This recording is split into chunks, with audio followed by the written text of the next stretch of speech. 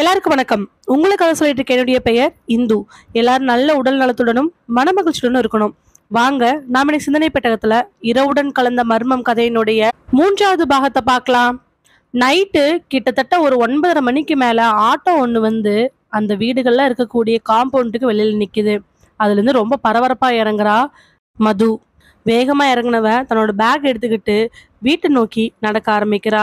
அதே நேரத்துல ஆப்போசிட்ல வர அந்த பக்கத்து வீட்டுக்கார அம்மா மதுவை பார்த்து, என்னம்மா 9:30 மணிக்கு மேல ஆயிடுச்சு, இப்பதான் வர கேள்வி கேட்ட உடனே மது, இல்ல ஆண்டி, ஆஃபீஸ்ல 1 வீக்கா நிறைய ஒர்க்கு, அதனாலதான் கேப்ல வரலான்னா இன்னும் லேட் ஆக மாட்டிருக்கு, அதனாலதான் நான் பஸ் பிடிச்சு வந்து ஆட்டோல இருந்து வந்துட்டேன். ஏம்மா இப்படி பண்ற? அதனாலதான் முன்னாடியே ஊருக்குள்ள எங்கேயாவது பார்த்து ரூம் எடுத்திருந்திருக்கணும். வயசு புள்ள, ஊர்ல இருந்து தள்ளி, அதுவுமே இந்த ஏரியா பத்தி தெரியுமில்ல உனக்கு? தெரியும் ஆண்டி, ஆல்ரெடி கேள்விப்பட்டேன், நிறையா கொள்ளைலாம் நடக்கிற ஏரியா அப்படின்னு. ஆனா இந்த சைடு தான் ரெண்ட் கம்மியா இருக்கு. இன்னும் 1 வீக் தான், அதுக்கப்புறம் ப்ராப்ளம் கிடையாது. எப்பவும் போல நேரமா வந்துடும், அப்படி இல்லைனாலும் கேப்ல வந்துடுவேன். அது சரி, கிட்டத்தட்ட 3-4 வாரத்துக்கு முன்னாடி இந்த ஏரியாவில் நடந்த 2 கொலை பத்தி நீ கேள்விப்பட்டையா? 2 கொலையா? அதெல்லாம் நான் கேள்விப்படவே இல்லையே. அதானே, ஒரு கல்யாணமான புது பொண்ணு, அந்த பொண்ணை கழுத்தறுத்து போட்டுட்டு போயிட்டானுங்க. அந்த பிள்ளையோட புருஷன் எங்க போனானே தெரியல. அந்த குளத்துல இருந்து துண்டு துண்டா வெட்டப்பட்டு போன ஒன்று கிடைச்சிச்சு. இப்பதான் மிஞ்சி மிஞ்சி போனா ஒரு மாசத்துக்கு முன்னாடி நடந்திருந்திருக்கும். பார்த்து பத்திரமா இரு. நீ வேற இந்த வீட்டுக்கு குடி வந்து இப்பதான் ஒரு 2 வாரம் ஆகுது. அதனால யாராவது நீ வரத போறத பார்த்து வச்சுக்கிட்டு இருப்பாங்க. சூதானமா இருந்துக்கோ, சரியா? ஆ, சரி ஆண்டி, நான் கிளம்புறேன். கையில ஒரு கவரோட வேக வேகமா வீட்டுக்குள்ள போறா. வீட்டுக்குள்ள போய் பார்க்கும் பொழுது நிர்மலாவோட வீடு சாத்தி இருக்குது. உள்தாழ்பால் தான் போட்டிருக்கு. வந்து இந்த 2 வாரத்துக்குள்ள நிர்மலா கூட மது ரொம்பவே க்ளோஸ் ஆயிட்டா. நிர்மலா தனியா இருக்கவும் மதுவுக்கு ரொம்ப வசதியா போகவும் 2 பேரும் ஒருத்தர் ஒருத்தர் மாத்தி மாத்தி அக்கறையா இருந்தாங்க. ஆனா இந்த 2-3 நாளா மது லேட்டா வர்றதுனால நிர்மலா சீக்கிரமாவே கதவை சாத்திட்டு படுத்துடுறாங்க. வழக்கமா மற்ற நாட்கள்ல நிர்மலா மதுவோட பேசிட்டு இருந்தாங்கன்னா 10-11 மணிக்கு கூட முடிச்சிட்டு இருந்தாங்க. ஏன், வீடு குடி வந்து 2-3 நாள்லாம் 12-1 மணிக்கு தான் 2 பேருமே தூங்க போனாங்க. ஆனா இப்ப வயசானவங்க இல்லையா, மாத்திரை போட்டுட்டு படுத்து தூங்கிடுவாங்க. கையில வாங்கிட்டு வந்திருக்கக்கூடிய கவரு, அதுல ஸ்வீட் இருக்குது. நிர்மலாக்கு ஸ்வீட் நல்லா பிடிக்கும் அப்படிங்கறனால மது 2 நாளைக்கு ஒருக்கா ஸ்வீட் வாங்கி கொண்டாந்து கொடுப்பா. இந்த 2-3 நாளா மது லேட்டா வர்றதுனால ஸ்வீட் அப்படியே போயிடுது. அது மட்டுமே காரணம் கிடையாது. ஒரு 2-3 நாளைக்கு முன்னாடி மது நைட் நேரத்துல பார்த்த ஒரு விஷயம்தான் அதை நிர்மலா கிட்ட சொல்லணும், கேட்கணும். அதனால நிர்மலாவை பார்க்கணும்னு சொல்லிட்டு அவ அவ்வளோ ஆர்வமா இருக்கா. காலையில அவ ஆஃபீஸ் போகும்போதும் நிர்மலா கதவை திறக்கிறது இல்ல. சாயங்காலம் வரும் பொழுதும் நேரமா சாத்திடுறா. இந்த 2-3 நாளா இப்படிதான் போயிட்டு இருக்குது. அவளும் வேலை விஷயத்துல இத மறந்துடுறா. நிர்மலாவோட வீடு உள்பக்கமா பூட்டி இருக்கவே அவங்க தூங்கியிருப்பாங்கன்னு சொல்லிட்டு மது தன்னோட வீட்டுக்கு போயிடுறா. நைட்டு ஒரு 11:30 மணிக்கு மேல இருக்கும். லேப்டாப்ல ஏதோ ஒரு முக்கியமான டாக்குமெண்ட் பார்த்துட்டு இருக்கிறவளுக்கு டக்குன்னு ஞாபகம் வந்து வாட்சை பார்க்க அதுல 11:30 மணியை தாண்டி போயிட்டு இருக்குது. சடனா ஞாபகம் வந்தவ, 2-3 நாளைக்கு முன்னாடி நம்ம அந்த இடத்துல ஒரு உருவத்தை பார்த்தோம். அது ஒரு சாயல்ல நம்ம நிர்மலா அம்மா மாதிரி இருந்துச்சு. அதை கேட்கலான்னு சொல்லி தான் நான் ட்ரை பண்ணிட்டு இருக்கிறேன். ஆனா அது அமைய மாட்டேங்குது. இன்னைக்கும் அதே மாதிரினா ஒருவேளை நம்ம பார்த்தோம்னா, 2-3 நாளைக்கு முன்னாடி எதர்ச்சியா ஜன்னல் பக்கமா போக அங்க ஒரு உருவம் நடந்து போயிட்டு இருந்துச்சு. அதாவது நிர்மலாவோட வீட்டுக்கு பின்னாடி எல்லாமே காலி இடம். வீட்டு செவுத்தை ஒட்டி ஒரு 50 அடி தள்ளி ஒரு ரோடு ஒன்று காட்டை நோக்கி போகும். அதுல ஆட்கள் நடமாட்டம் இருக்கவே இருக்காது. இது வேற கொலை நிறைய இருக்கிற இடம்னால நைட்டு 9-10 மணிக்கு மேலே யாருமே வெளியில வர மாட்டாங்க. ஆனா மது பார்த்தது நிர்மலா மாதிரியான ஒரு உருவம். உயரமா, ஓரளவுக்கு மீடியமான உடம்போட, saree கட்டிக்கிட்டு கையை கட்டிக்கிட்டு அந்த காட்டு பகுதியை நோக்கி நடக்க ஆரம்பிக்குது. மதுவுக்கு என்ன பயம்னா, இப்படி கொலையா இருக்கக்கூடிய இடத்துல ஏன் நிர்மலா அம்மா நைட் நேரத்துல இப்படி பண்ணணும், ஏதாவதுனா என்ன கூப்பிடலாமல்ல அப்படிங்கிற எண்ணம் தான். அதை கேட்கறதுக்காக தான் 2 நாளா ட்ரை பண்றா. ஆனா முடிய மாட்டேங்குது. இன்னைக்கு ஒருவேளை நிர்மலா அம்மா வாக்கிங் போனாங்கன்னா நாம கம்முன்னு கீழே போய் அவங்கள கூட்டு வந்துடும்னு நினைச்சுக்கிட்டு ஜன்னல் பக்கமா பாக்குறா. ஆனா அந்த மாதிரி எதுவுமே நடக்கல. 2 3 நாளைக்கு முன்னாடி. பாவம் ரொம்ப உப்புசமா இருக்க நீது வெளில நடந்திருப்பாங்களோ என்னமோ. நாம தான் அத பெருசா எடுத்துக்கிட்டோம். நெனச்சுக்கிட்டு அவ இந்த பக்கம் வந்த உடனே அவ பார்த்த ஜன்னல்ல இருந்து வலது பக்கமா நிர்மலா மாதிரியான ஒரு உருவம் தெரியுது. தன்னோட வீட்ல இருந்து ஒரு 50 அடி தள்ளி இருக்கக்கூடிய அந்த பாதையில நிர்மலா மெல்ல மெல்ல நடந்து போற மாரி இருக்குது. ஐயோ! நிர்மலா அம்மா மாரி இருக்கே! இந்த நேரத்துல ஏன் இப்படி பண்றாங்க? இந்த மாரியெல்லாம் வாக்கிங் போக்கூடாது. கழுத்துல, காதுலலாம் வேற செயின் இருக்குது. யாராவது ஏதாவது பண்ணிட்டாங்கன்னா, இந்த ஏரியா பத்தி தெரிஞ்சுக்கிட்டும் ஏன் இப்படி பண்றாங்க? நெனச்சுக்கிட்டு மதுவுக்கு என்ன பண்றதுன்னு தெரியாம இருக்கிறா. ஆனா இது நிர்மலா அம்மா தானா? இல்ல வேற யாராவதா? அவிங்க தான் கதவ சாத்தி தூங்கிட்டாங்களே! டேப்லெட் போட்டுக்கிறவைங்க எதுக்காக இப்ப எந்திரிச்சு வரணும்? அவைங்களும் டேப்லெட் போடுறவைங்க. யோசிச்சு பார்த்தவ டக்குன்னு தன்னோட ஃபோனை எடுக்கிறா. ஃபோனை எடுத்து நிர்மலாக்கு கால் பண்ணி பார்க்குறா. நிர்மலாவுக்கு டயல் பண்ணிக்கிட்டே அந்த உருவத்த பார்க்க, அது எந்த விதமான ஒரு அசைவும் இல்லாம நடந்து போய்க்கிட்டே இருக்குது. நிர்மலாவோட நம்பருக்கு கால் பண்ணி ரிங்கு போய் கட் ஆகுது. மறுபடியும் இன்னொரு முறை தயங்கிக்கிட்டே கால் பண்றா. அப்பயும் ரிங்கு போய் ஃபுல்லா கட் ஆயிடுது. அட்டெண்ட் பண்ணவே இல்ல. ஒருவேளை வாக்கிங் வந்தவைங்க ஃபோனை வச்சுட்டு வந்திருப்பாங்களோ? இல்ல, இல்ல. இது வேற யாரோ! நாம போட்டு கன்ஃப்யூஸ் பண்ணிட்டு இருக்கிறோம். எதுக்காக தேவையில்லாம தன்னோட பெட்ல வந்து உட்கார்ந்தவ யோசிக்க ஆரம்பிக்கிறா. இன்னும் ஒரே ஒரு வாட்டி மட்டும் நிர்மலா அம்மாவ கூப்பிடலாம். அவைங்க எடுக்கல அப்படின்னா, நாம கம்முன்னு விட்டுற வேண்டியதுதான். தொந்தரவு பண்ணக்கூடாது. நாளைக்கு காலையில அவைங்கள பார்த்தோம்னா, இந்த மாரிலாம் பண்ணாதீங்கன்னு சொல்லணும். மறுபடியும் இன்னொரு வாட்டி ஃபோன் டயல் பண்ணி பார்க்குறா. நிர்மலா எடுக்கவே இல்ல. ச்சே! தூங்கியிருப்பாங்க. நாம தான் தேவையில்லாம அவங்கள தொந்தரவு பண்ணிட்டுருக்குறோம். அப்படின்னு நெனச்சுக்கிட்டு ஃபோன வச்சுட்டு சிஸ்டம் ஒரு 2 நிமிஷம் பார்த்துட்டு, டக்குன்னு ஞாபகம் வந்தவ, நிர்மலாம்மாவுக்கு ஏதாவது ஆச்சுன்னா என்ன பண்றது? கம்முன்னு நெனச்சுக்கிட்டே ஜன்னல் வழியா எட்டி பார்க்க, அங்க அந்த உருவம் இல்ல. ஐயய்யோ! நிர்மலாம்மா ஒரு வேளை யாராவது ஏதாவது பண்ணியிருந்தாங்கன்னா என்ன பண்றது? தயங்குனவ வீட்டுக்குள்ளேயே 2 3 வாட்டி நடந்துட்டு, சரி இதுக்கு மேல நம்ம நிக்க வேண்டாம். கீழ போய் பாத்துற வேண்டியதுதான்.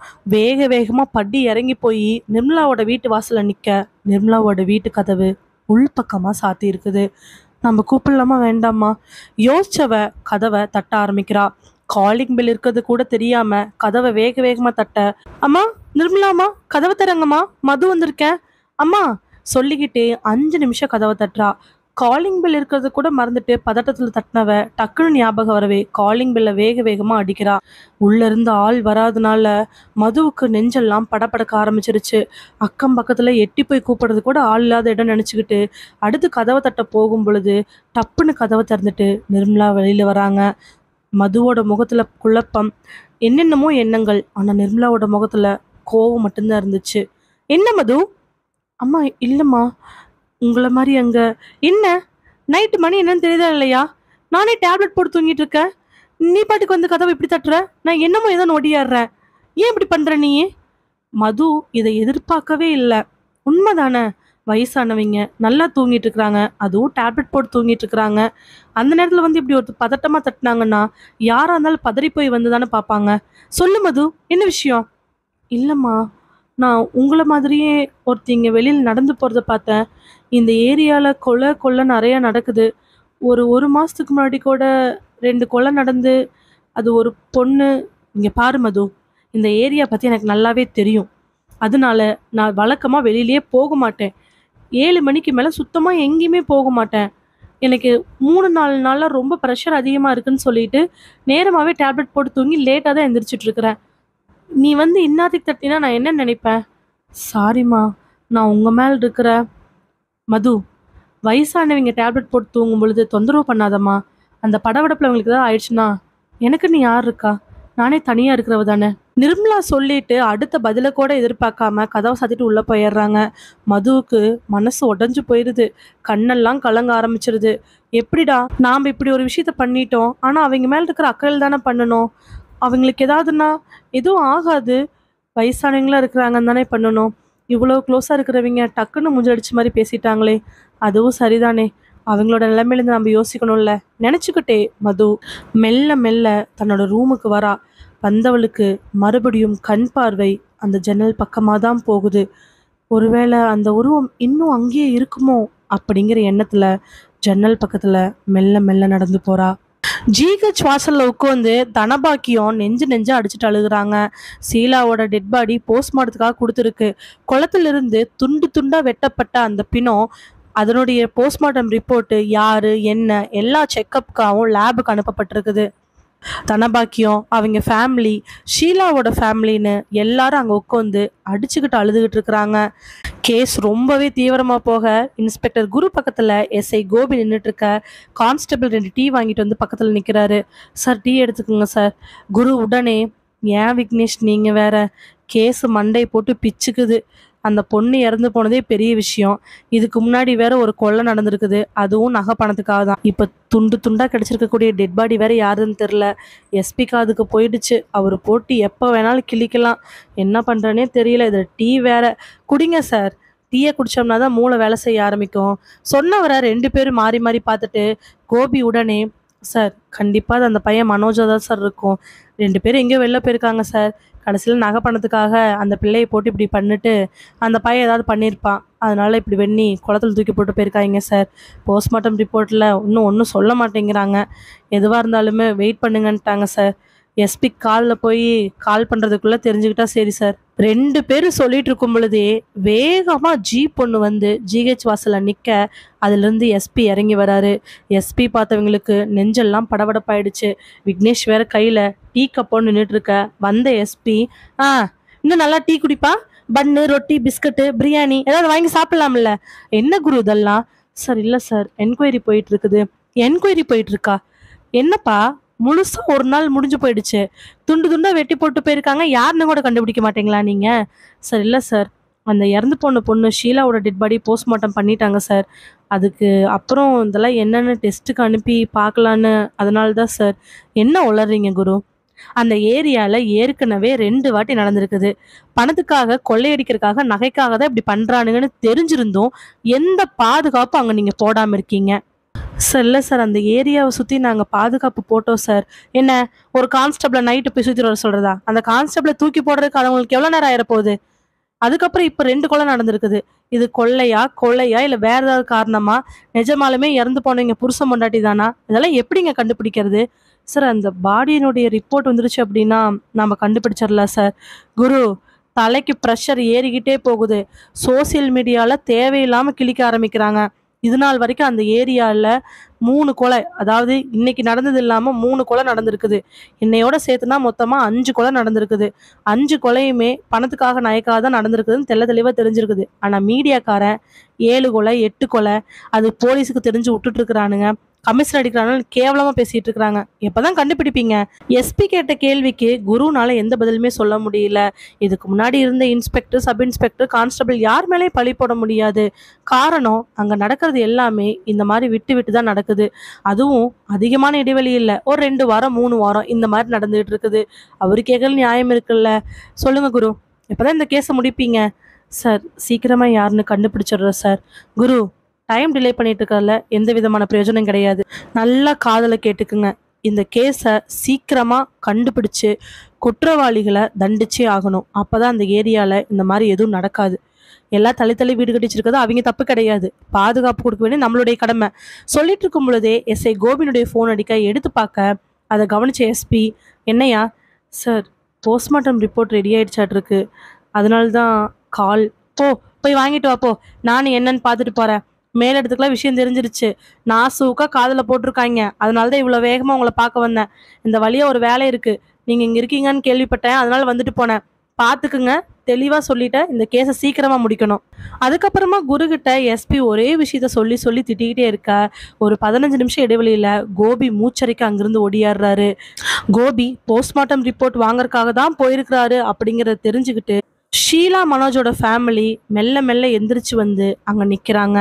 கோபி மூச்சரிக்க ஒடியாந்து அங்கே நிற்க, எஸ்பி அவரை பார்த்து, என்னப்பா, என்ன இவ்வளோ வேகமாக ஒடியாந்துருக்கிற, என்ன விஷயம்? அந்த பொண்ணு ஷீலாவோட டெட் பாடி போஸ்ட்மார்ட்டம் பண்ணிட்டாங்களா? சார் அந்த பொண்ணோட டெட் பாடி போஸ்ட்மார்ட்டம் பண்ணிட்டாங்க சார். வேற எந்த விதமான தப்பும் அந்த பொண்ணுக்கு நடக்கலை சார்.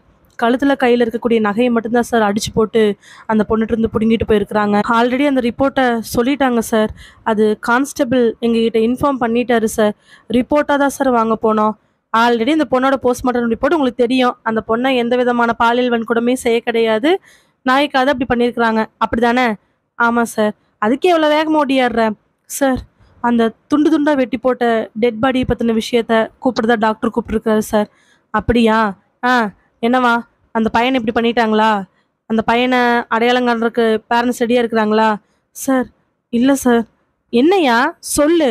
மூச்சரைக்கக்கூடிய கோபி, குருவ பார்த்துட்டு, எஸ்பிய பார்த்து, சார், துண்டு துண்டா வெட்டி போட்டிருக்கிறது ஒரு ஜென்ஸோட பாடி இல்ல சார்.